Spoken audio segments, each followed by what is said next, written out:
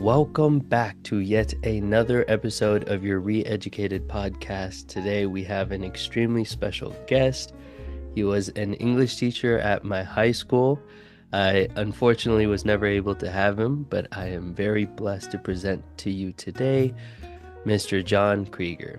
He is an educator and the creator of the Personal Creed Project, which he's been using for nearly 3 decades at the American High School, my high school, in Fremont, California. This project helps students explore their own identities and gain deeper self-knowledge, something John believes is often missing from traditional curriculums. His work has garnered national recognition, including the prestigious James Moffett Memorial Award from the National Council of Teachers of English. John also offers professional development through his Thriving at the Core presentations, helping educators incorporate self-discovery into their teaching. How are you doing today? Oh, thank you, Gautam. Am I pronouncing your name correctly, Gautam? Yes. Yes. Okay, good. I'm doing very well today. It's been a really interesting week. Last week was a little slow, and I was kind of in my own meditations, hoping for a week like this one that we've just had. Yeah. Just to share a little bit, this was the first episode I've ever meditated with somebody before actually recording. I was sharing a little bit earlier of just how this week has been really hard for me with all the transitions, um, just settling in Japan right now. But it was so helpful to actually have that space. And the only reason, that was even brought up is because one of my really good friends who had taken your class in high school spoke to me a little bit about all these different kind of unique ways that you would teach your class. The only model that I had in my head was how Robin Williams was in Dead Poet Society. That's kind of how I visualized your class to be. So I'm really curious to kind of first get into your journey before we even start talking about your actual teaching pedagogy style. I'm really excited to first learn a little bit about your background and how you even got interested in teaching. Well, it was the last thing, I mean, literally the last thing I ever thought I would do. In fact, I never thought about it. I never gave it a thought that I would ever become a teacher. Um, I graduated from high school at the end of the 1960s, 1969. And that was a very rumpled year, if you want to use a strange word, um, in so many ways. At the end of a decade of assassinations, a president, a civil rights leader, a attorney general, a leader of the Nation of Islam, um, riots, uh, war, protests, drug culture. It was a very confusing time for the young people and their teachers. So I don't remember, sadly to say, I don't remember one conversation with a teacher in high school that mattered to me in any way. I think my attitude was probably pretty bottomed out. I just didn't feel like there was anything any of them had to offer me. I don't remember any of them reaching out successfully to me. I was in the back of the room with my arms folded, and my life began the day I uh, left high school, graduated from high school, and that's when I started having my own experiences in life, and I had to learn a lot from them because um, the things that I needed in high school weren't offered. Um, I needed to learn a little bit about how the things we were learning were connected to me. I don't think I was necessarily egotistical in that regard. I didn't. I don't need to be at the center of things. I just needed to be included. Um, who am I? Who am I becoming? And how does that relate to the books we're reading, the subjects we're studying? Um, and the one thing that made sense to me was learning a foreign language. Russian was offered. Russian happened to be offered then, kind of a Cold War leftover.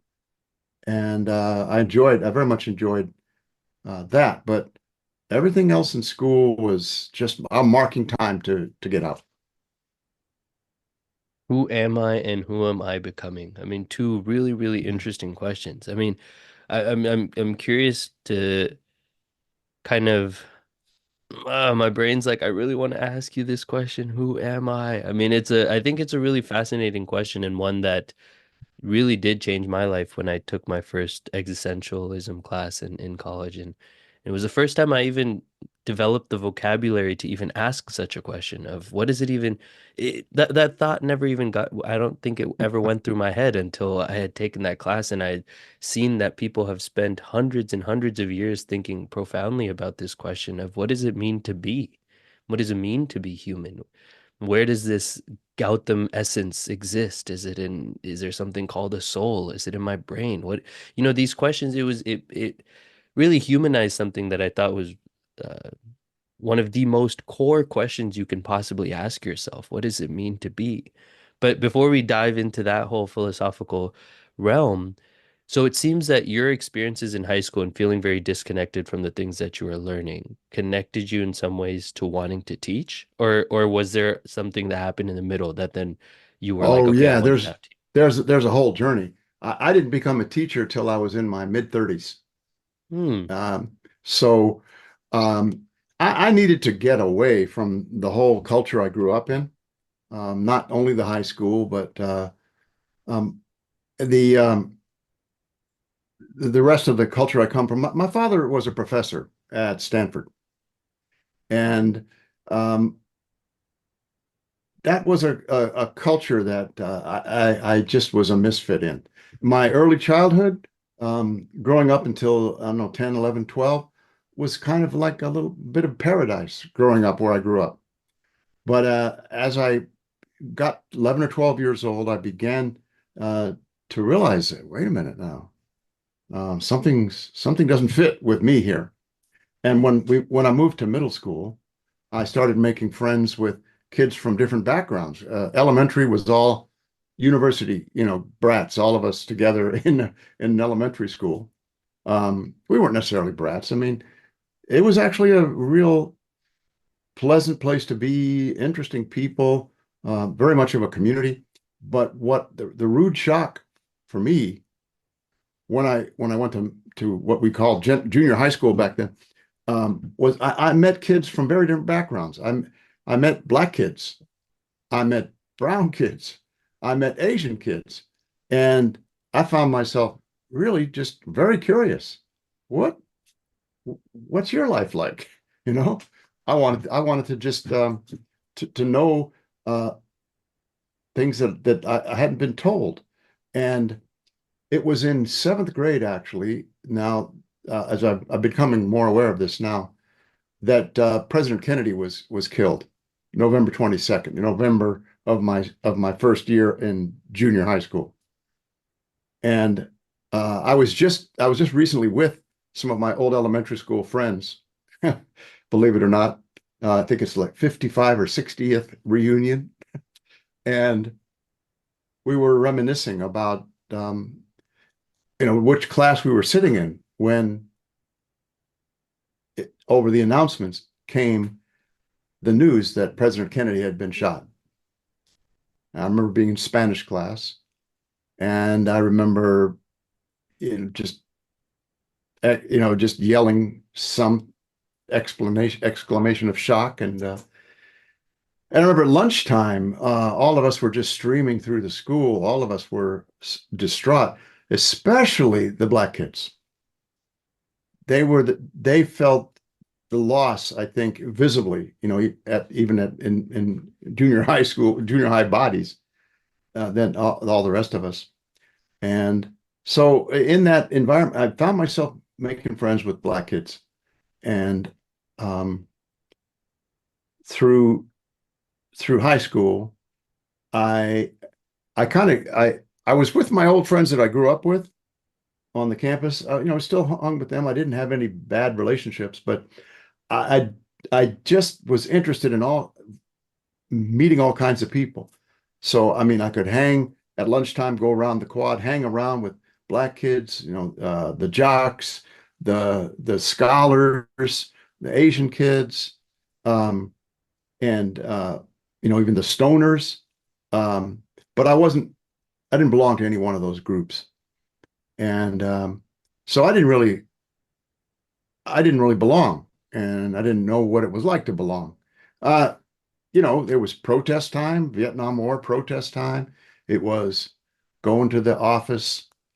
Um, we had a Black history class, and the Black students were not happy with the class. I was in the class, and I was, you know, part of the complaint that Black students made about the class. But um, yeah, my life didn't really begin until that was all over. Hmm. And so what were you doing most of your 20s? Good question. So I really needed to get away from the whole university environment, and particularly the sense of being part of some elite. That was uncomfortable for me. And Hmm. so what I wanted to do was, well, I had a friend. Thankfully, the guitar came into my life as a teenager, and I met a guy through the guitar who was the theater carpenter at the university. He built the sets for the theater productions, and so I got the idea from him. Maybe I could go into building. I could become a carpenter. So I that's what I did. After I worked some odd jobs, I joined the union, and actually started forming myself into a working man, right? Um, Hmm. I didn't want to remain in the sort of the social class that I was born in. And I was lucky enough to be able to. I mean, that you think about it in retrospect, that's really partly a sign of privilege that I'm able to um, join another class, quote unquote, beneath the one, if you want to think of it in hierarchical terms, which I don't prefer to. But yeah, I joined the Carpenters Union, became a carpenter, worked with them for about a year until I had a congenital back problem that I inherited from my mother. Didn't know about it, but it disabled me, and I had some. I was able to work, and then I'd have to recover for a week with my back. Eventually, I got well enough to take an offer from my uncle in New England, in New Hampshire. He had a farm with a barn and um, a house that needed some work, and my back was recovering enough so I moved there by myself and lived during the week because his family would come up from Boston, building building stalls and lofts and remodeling his house and things like that. And eventually, I didn't really want to continue to be part of that same uh, social class that I had come from. Um, just with my uncle. So I parted ways with my uncle, and I wound up kind of learning how to make a living doing odd jobs, carpenter, different types of work in the small town in New Hampshire where I lived, and eventually went to work for a contractor building solar homes, which was something that President Carter made possible back in those years. So um, I lived among the rural New Englanders and worked among them, and spent about 7 years there until I was disabled with my back for the last time, and diagnosed with a condition known as ankylosing spondylitis, which is in Greek means fusing vertebrae.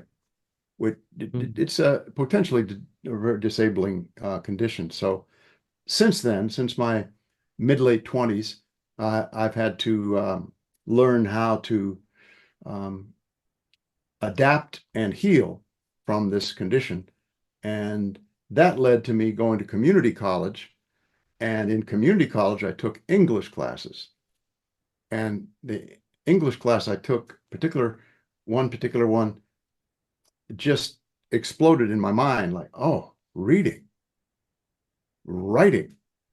And then I took a special assignment course from the same teacher, who allowed me to just write some of my own experiences that I had a lot of adventures back east, and I wrote about them and got actual credit, and eventually transferred to UC Berkeley, and a whole new part of my life opened up. At the end of my English major years, I had no idea what I was going to do, but I'd been involved in some writing projects.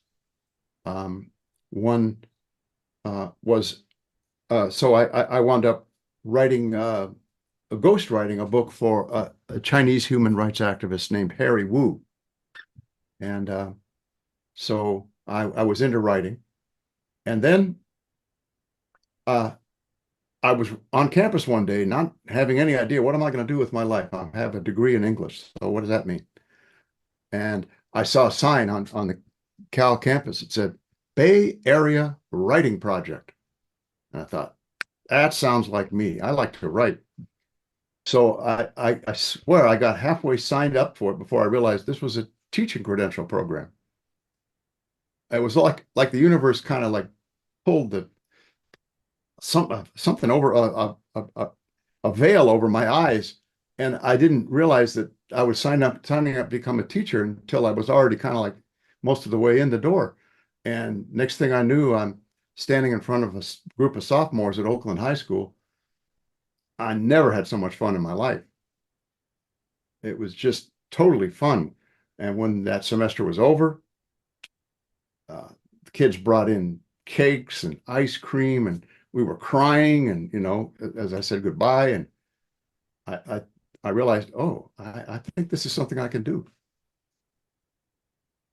Wow. I mean, it's hearing people's stories is always fascinates me because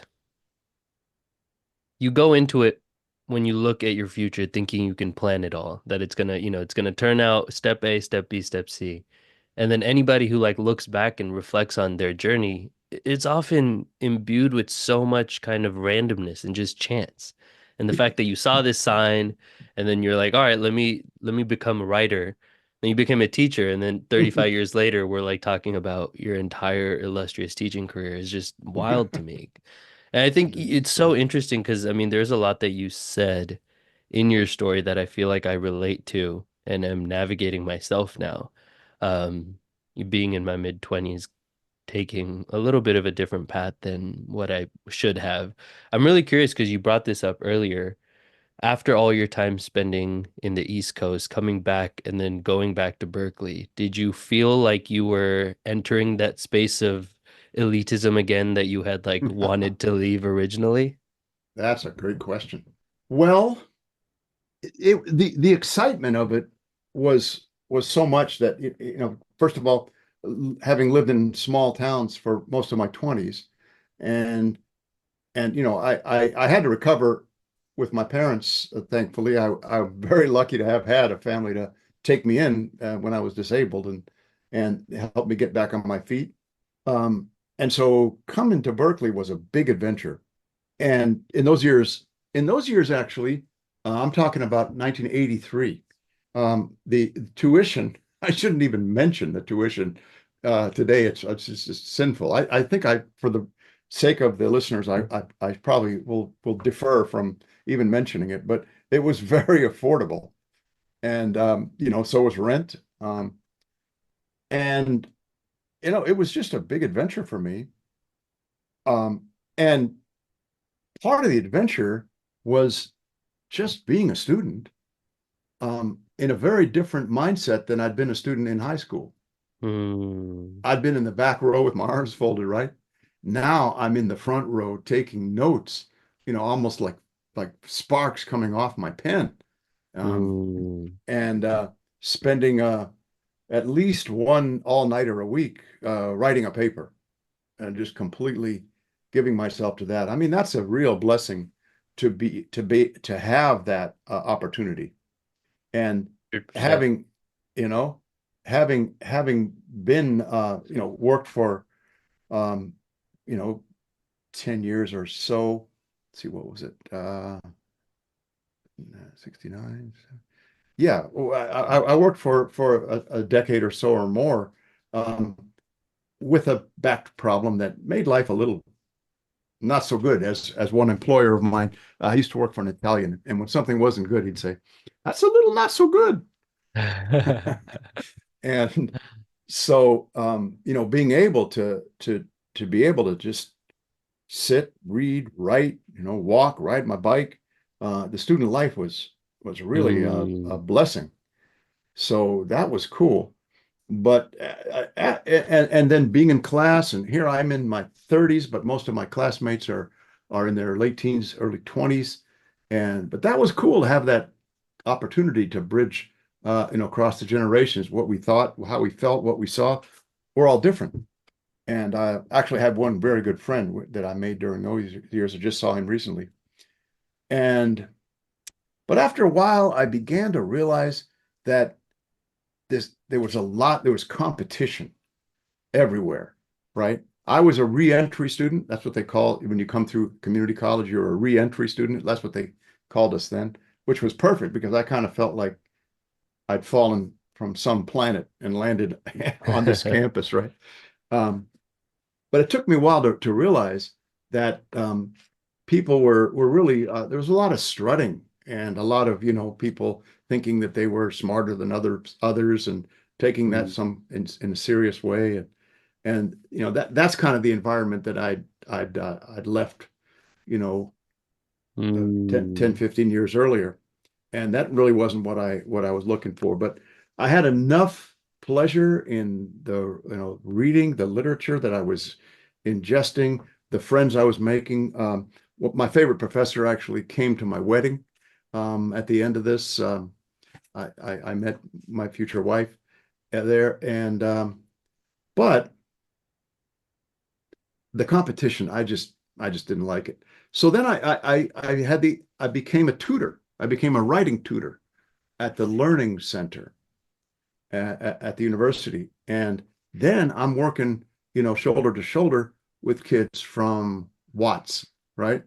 Black kids from different places and other kids who hadn't had the background that I'd been lucky enough to have, even though I, kind of threw it away to some extent. I helped one girl, young woman, pass the subject A exam, and that was big. It was huge. I felt useful. So tutoring gave me the first taste of teaching, and so and it also countered the competition that was really uncomfortable around the campus. What do I want to participate in this for? Um, it was I think maybe you could say it's on this sounds elitist in its own way, but on a higher bandwidth than the competition. This feeling useful in someone else's life. Um, that was a stepping stone toward me accidentally signing up to become a teacher. yeah. I mean, I feel like growing up in the Bay Area, this concept of elitism and how it intersects with education is very well known. It's very experienced. I have a lot of friends who grew up in the Midwest or even in SoCal, where the number of kids who would go to college is 10 to 20%, and if that, they all kind of go to the college that's nearby. It's not there's not so much of this social stratosphere that's surrounded that involves, where do you go to school? What do you study? Everyone's kind of all in each other's business. And I really like a few things that you said. One, the fact that you went back to university in your 30s gives you such a different perspective. And I want to touch on this a little bit. What are your thoughts on normalizing that kind of process and approach to going to university? Because one thing that I find is I personally feel like going to university at 18 was a waste of time and money because Mm, I had no idea what I was doing there. I thought I went to university to party. yeah. I didn't have appreciation for the funds that was going into that, nor did I have an appreciation for the things that I was learning or the opportunity that I had because I didn't know anything else. I had Hmm. been in, like you said, I kind of, until I was 18, I had been in this really sheltered environment, never really seen anything outside of a few different cities and countries.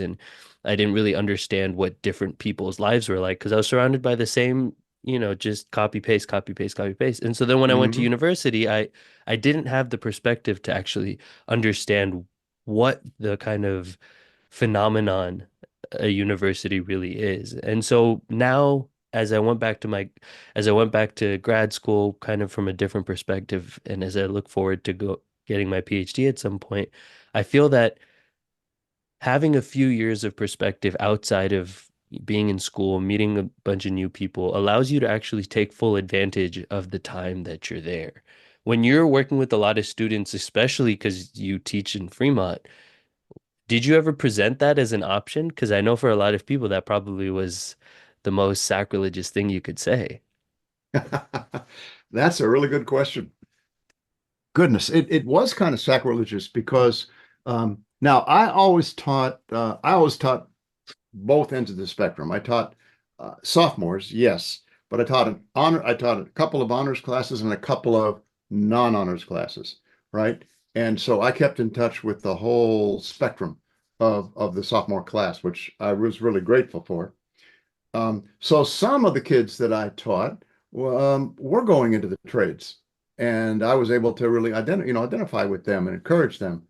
Um, but that's not the question you're asking, I think. Would it make sense? For me, you picked it up very well.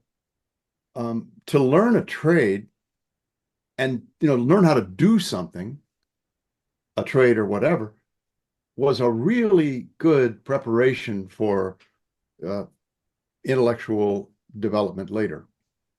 Um, and you and I spoke a little bit yesterday about a uh, a thinker named James Moffat, and James Moffat advocates a what he calls a community learning system, so that um, you know nowadays there's a lot more going on than the trades.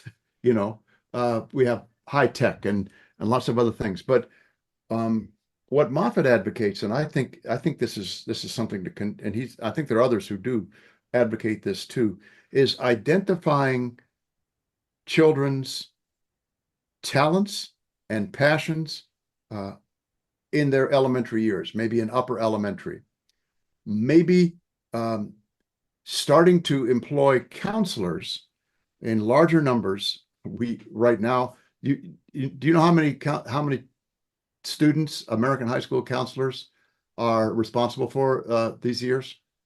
I'm gonna guess 300. 600.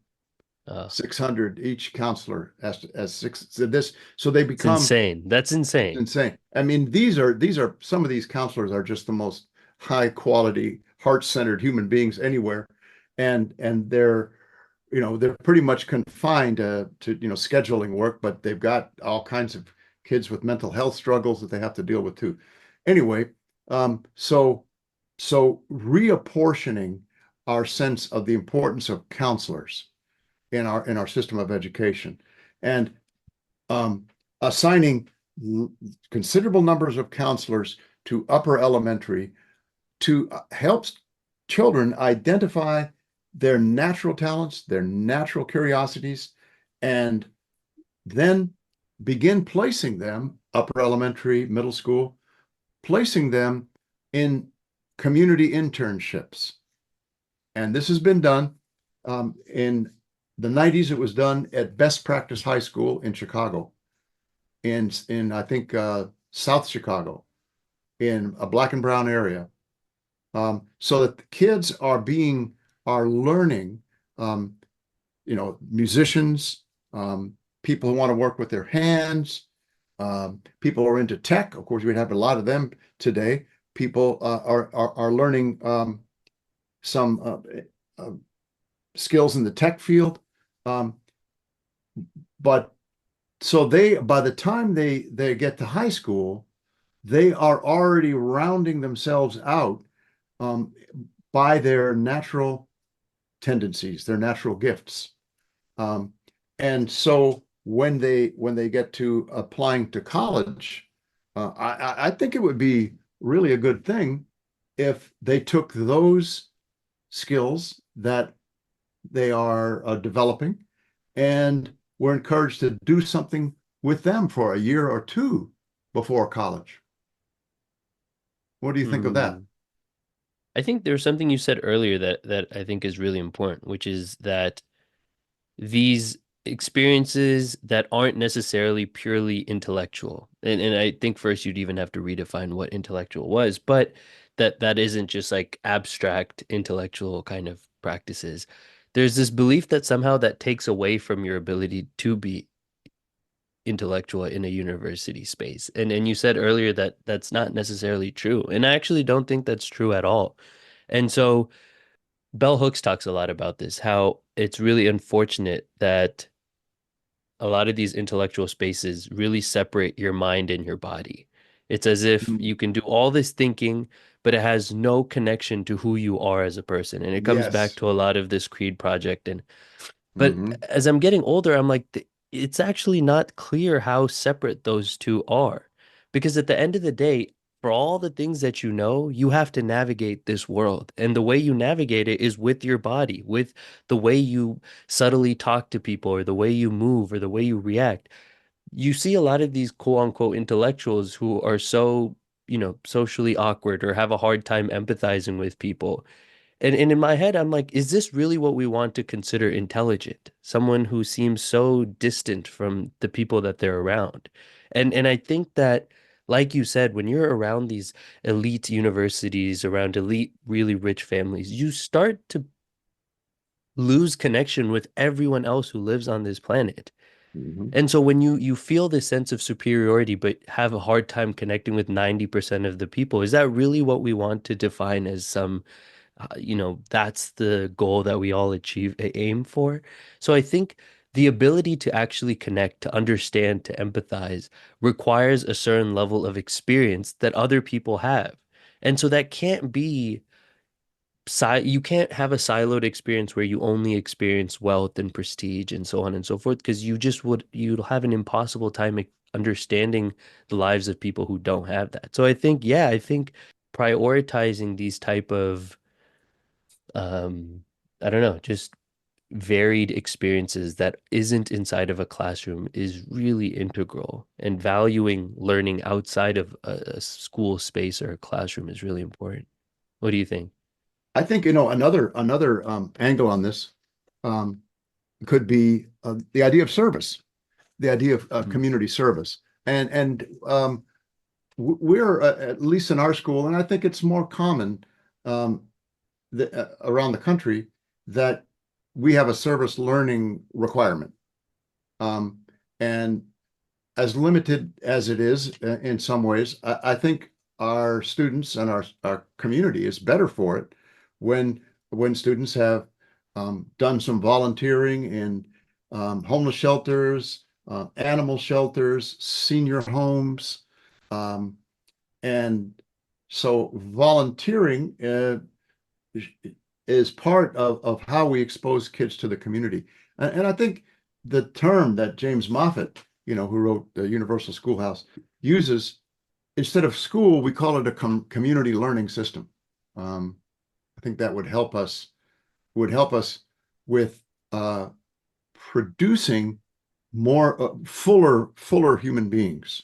And I Yeah. think that's what you're talking about there. So if I could, we could kind of move toward some thinking that I've done, and I'd really love to share with you. Um, what I found myself doing in the classroom when I got to the classroom, um, I found myself becoming what I later discovered was called classroom research.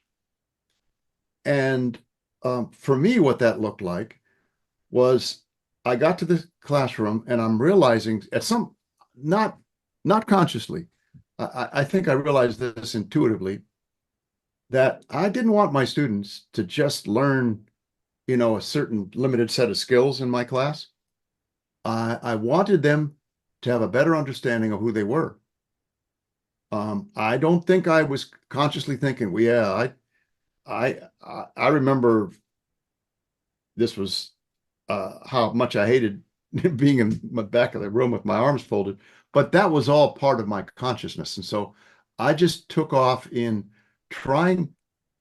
I wanted them, I early on decided I want them to learn as much about themselves, who they are, how they connect to others, the world around them, as they learn about reading, writing, thinking, and conversing, the skills that we're supposed to be teaching.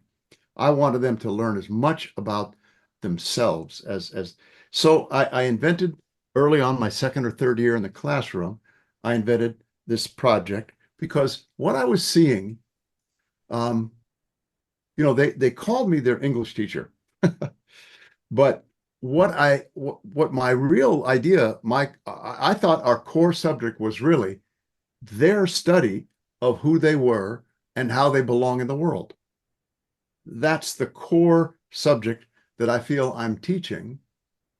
And so in how do we do that in my particular class? Well, we read a lot. We read a lot of things. We write a lot of things. We have lots of conversations.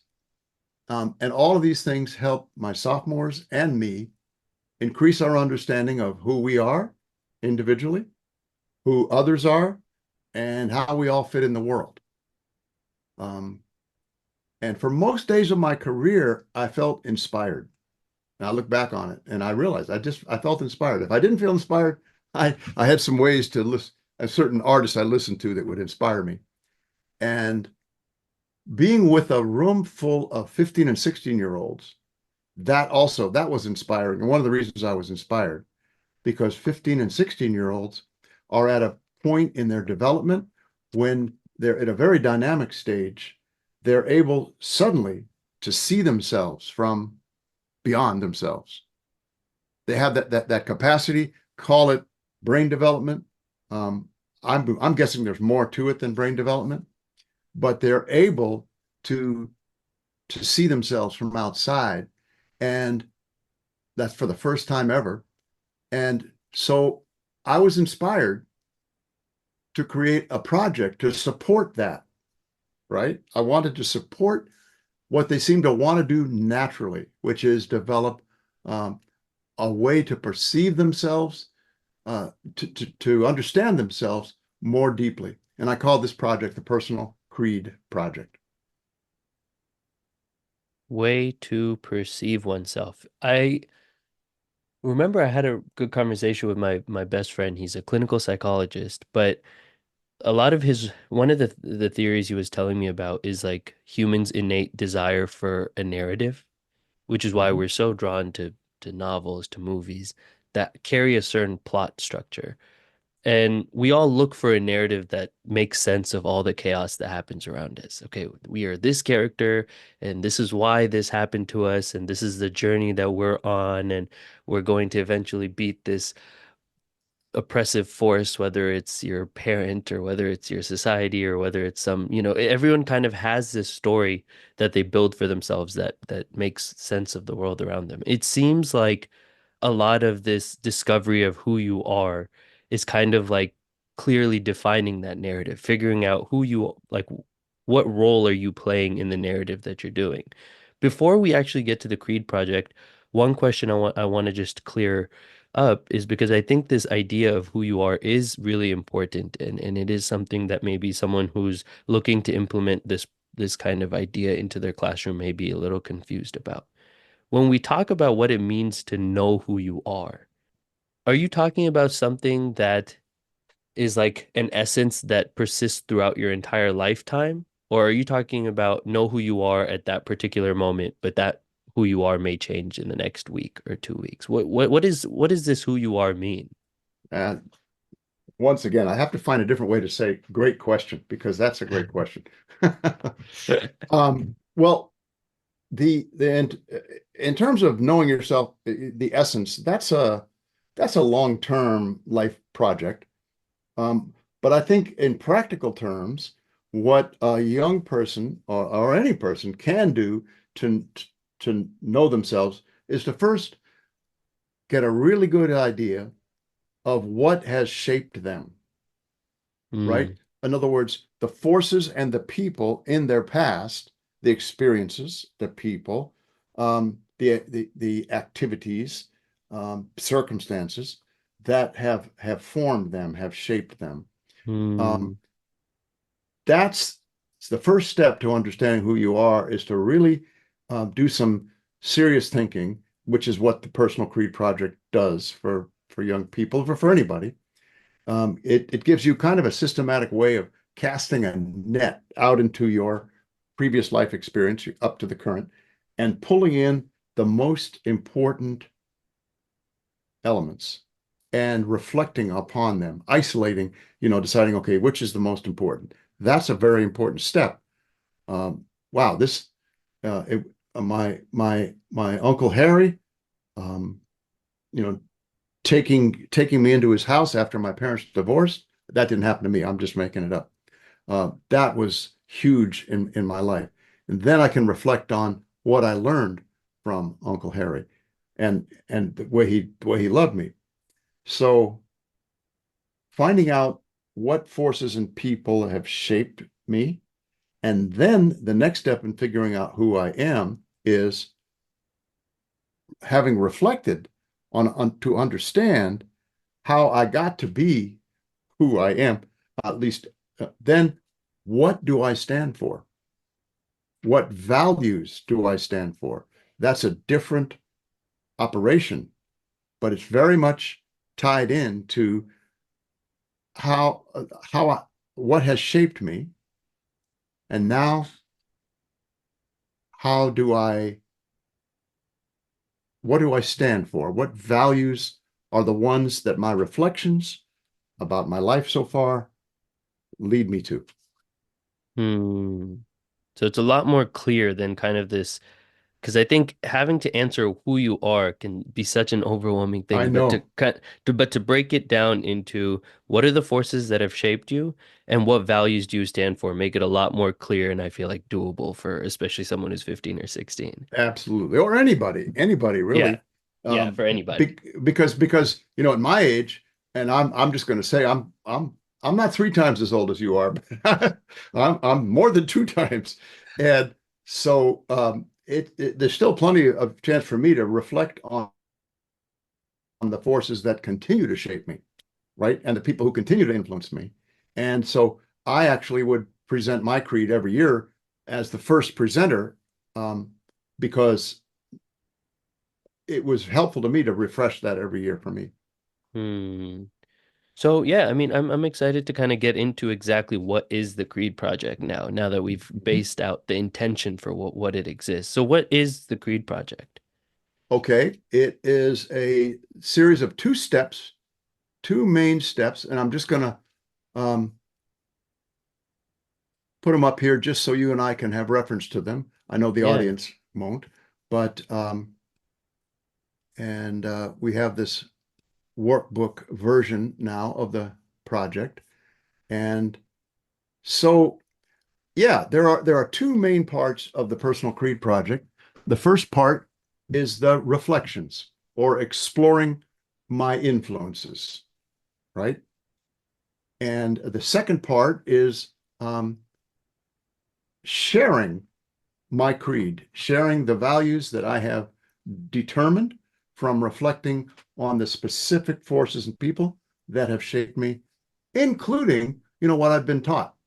So there's plenty of room for people to take, if they grew up with a certain religious or philosophical orientation in their family, that is certainly can become part of your personal creed. So those two parts, again, reflecting on your influences and presenting or sharing your creed. Those are the two parts. And then the first part is broken down. Um, so you explore your influences. You're looking at background circumstances, experiences, people. You're looking at your own personality, and you're looking at questions. All five of these different. Each one, we have about a week of reflecting on each of these, and there's step-by-step instructions for how you can reflect on how each of these um, sets of influences have shaped you. Um, And then the next step, I'll pause anytime you want. You can cut me off anytime you want. Um, and the next step, after you have done those reflections, and that's the most reflecting that any 15 or 16-year-old, most any, have ever done.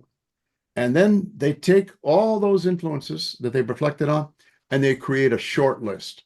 Three or five, three, four, or five of the most significant influences that have shaped you. So you've got a short list now. And then you reflect on that short list. Why does Uncle Harry, who took me in, why does he belong in my short list? And you begin to reflect even more deeply on that. And then you start thinking about what you stand for. And you reflect on, first of all, the big picture. What kind of universe is this? You know, what have I been taught? What do I wonder? And then you reflect on, well, where do I fit in this universe? This is real grand reflections. And then you start thinking, okay, what do I stand for? What are my values? And you you lay out a rough personal creed. Your creed is your set of values that you have derived from reflecting on the forces and people that have shaped you. Then we have a section called, nowadays we call it testing my creed. When you create in your mind an arch critic or a personal troll. This is creative writing, right? And that arch critic or personal troll attacks what you have said. This is what I think I stand for. I stand for, fairness. I stand for honesty. I stand for, compassion. And the arch critic, you create a narrative, you create a dialogue, or you write a letter in which your arch critic or your personal troll attack your values, and you have to defend them. And that's a creative piece. And then you get to the final part, which is your presentation. Now, this is probably the most powerful this is what students remember, most students remember, because this is a social experience. This is when you stand in front of your entire class, and we did this even on Zoom during the distance learning. And these Zoom presentations are some of the most powerful artifacts of the personal creed experience. And we use them now to share with people to help them understand. So they stand up in front of their classmates and they say, well, these are the forces and people that have shaped me. These are the values that for now makes most sense. They make most sense to me. These are the qualities I'm going to need. If I'm going to stand for compassion, I'm going to need patience to stand for compassion. So I also want to think about qualities I'll need to stand for my values. And finally, this is the difference I want to make in the world or other people's lives. Hmm. So Thanks that's for laying all that out. Yeah. yeah, yeah, That's the kind of the process in which you answer those two questions that we talked about earlier. I have a yes. very so I have a question. Okay, so because for listeners who in our high school, some of the other teachers also went about doing the Creed project. So I also did the Creed project as well.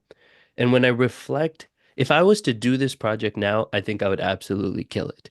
And I think I would enjoy and when I say the word kill it, I mean I think I would really enjoy the process of sitting and taking the time to truly reflect about what my journey has been like and how I got to where I am today. But in high school, and I wanted to bring this up when we talked about volunteering as well. I think I had gotten some 700 hours of volunteering or something. Wow. And now when I look back at it, I've had a lot of cool experiences because of that. A lot of things that I think taught me a lot about the world. But at that point in my life, I was only doing that because somebody, my parents or other people had told me, if you don't get into good college, your life is going to turn out X, Y, and Z, and Hmm. everything depends on this one decision. And so every single thing I did was only for that reason.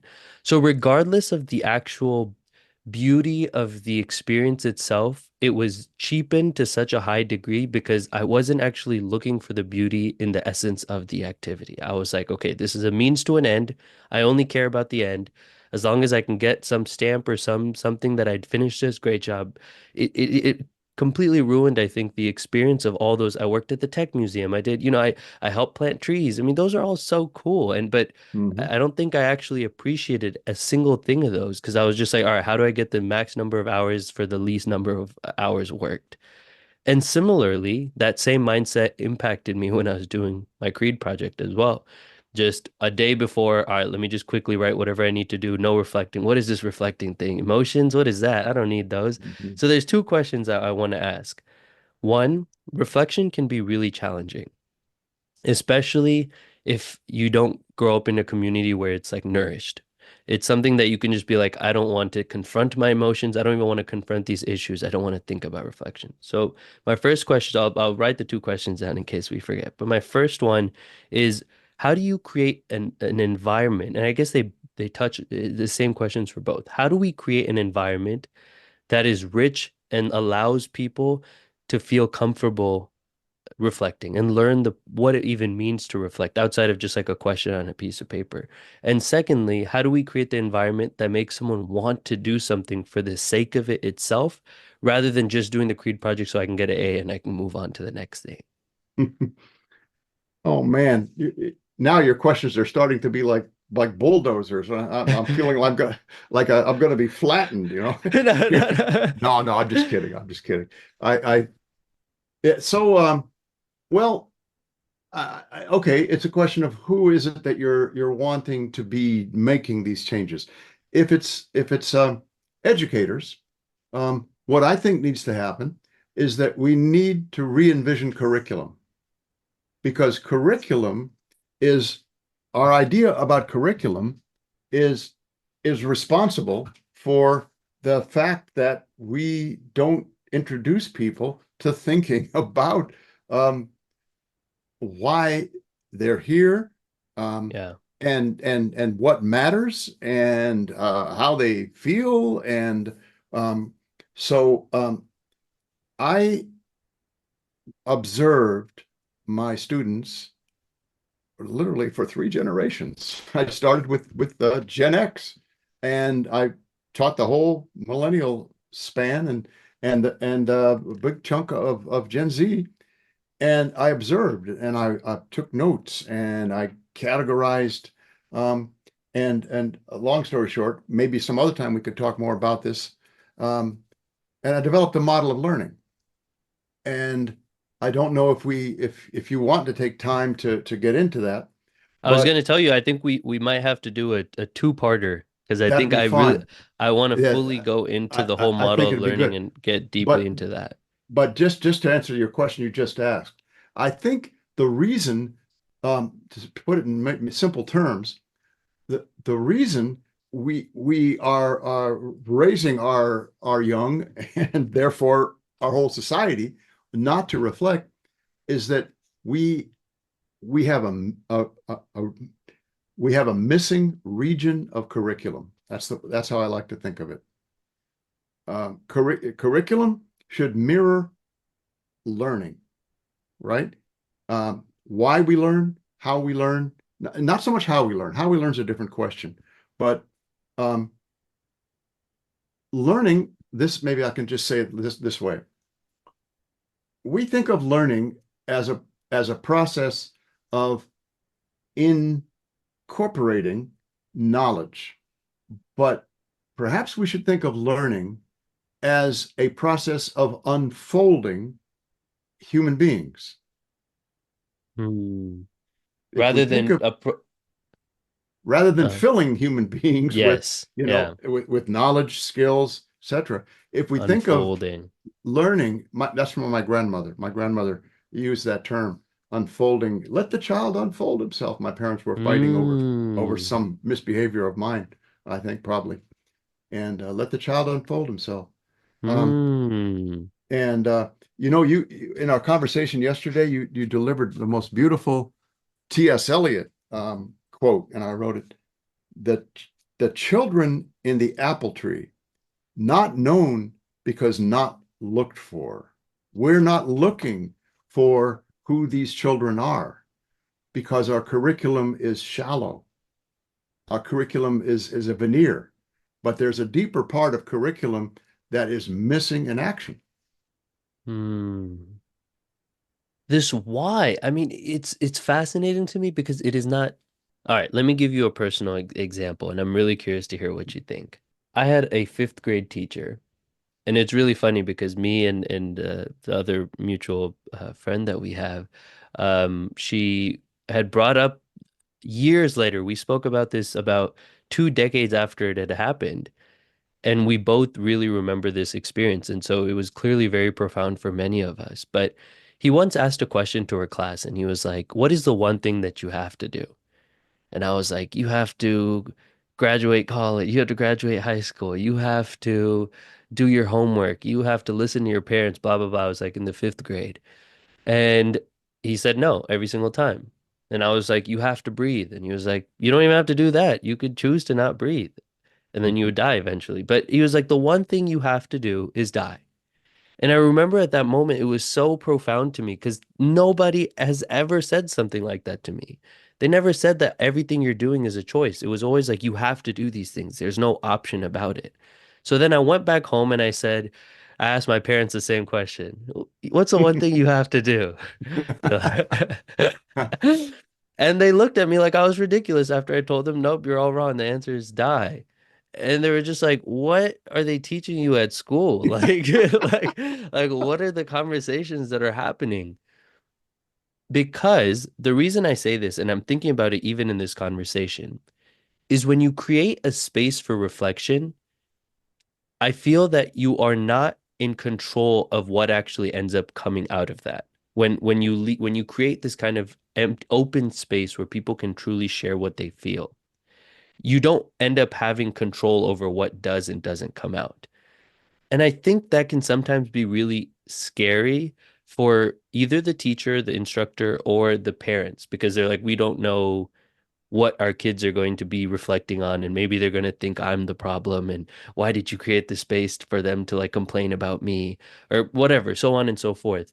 How do you kind of merge these two worlds then, where because reflection is not something that's so cut, it can fit into all the lines, you know what's going to come out of it the way like some of these other things are in a world where it seems like everyone wants to make sure it's all I don't know, there's so many grid lines on what can and can't be taught, what's Right. allowed how do you navigate these two very different worlds? Well, first of all, when we start on with the very first reflections, when they're reflecting on the background circumstances of their lives, um, I know that they're going to find this a very strange experience to be reflecting, right? And I know that once in a while, a student is going to get angry, and the anger usually comes this way, Mr. Krieger, why haven't we been doing this before now? Hmm. Why is this so new and unfamiliar? Shouldn't it be something that we've done before? And I mean, they aren't even since No Child Left Behind in 2000 or thereabouts. Even just writing little story of your life, you know, your own autobiography, just reflecting in class. That's just kind of dropped off in because of standardized testing and all that. So that's one thing.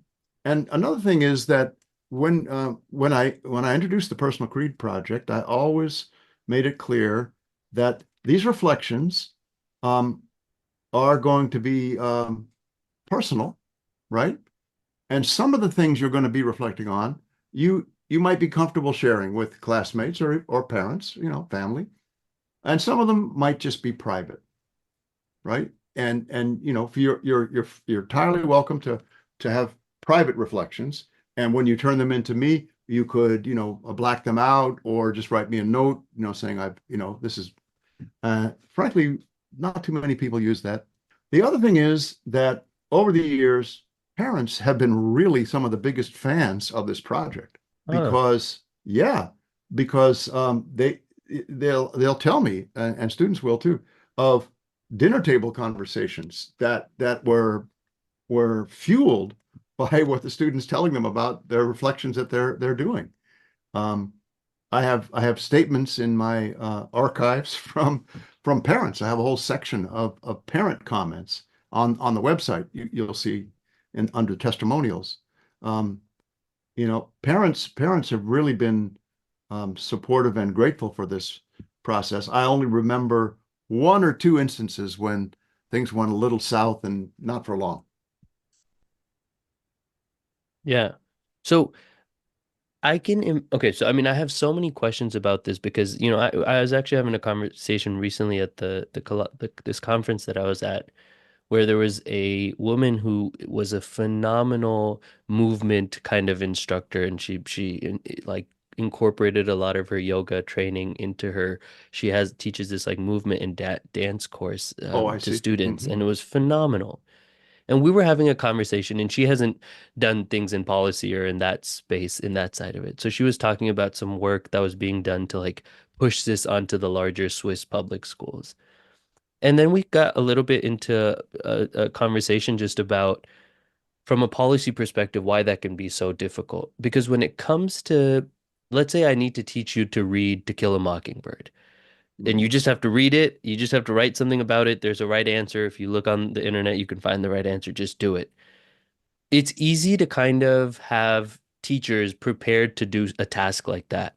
But when it comes to movement, for example, to find love within yourself, to whatever, that is not the same easy task to just have, okay, well now a million teachers go kind of incorporate this into the world. Like it's so it really depends on the facilitator's ability to create spaces to make sure people feel held when emotions and feelings come up, to feel safe to share them. I mean, there's so many, it's so difficult actually to for facilitators to create that space. And because I've had, even if you take therapy, for example, I mean, there are so many terrible therapists out there, even though they're trained professionally to do that, Right, right? Like a right. good therapist is really hard to come across. And so similarly, for a project that's this personal and can and vulnerable, would you say that maybe not every instructor, every English teacher out there is equipped to kind of hold this space? And how do you go Yeah, about I think that's a sad truth. And in fact, in the writing I'm doing now, and the presentations I'm doing now for teachers, I'm trying to make it clear that this is for innovators, right? I'm offering this, I'm sharing this with people who are willing to innovate, willing to fly under the radar even, because teachers are laboring under more mandates than ever today. And I have to salute them, the teachers who are willing to take a new philosophy. I think it's fair to say it's a new philosophy like this, and try to work it out. I'm working with my friend Chris Garcia now in LA Unified, and he's just started the Creed project with his juniors, and because he's got guts, he's going to try it. But I have to go back to something you said, Gautam, about um, just giving students To Kill a Mockingbird and letting them read it and all that. I disagree with that whole idea. I don't think that's teaching primarily. I don't think that's the kind of teaching we need.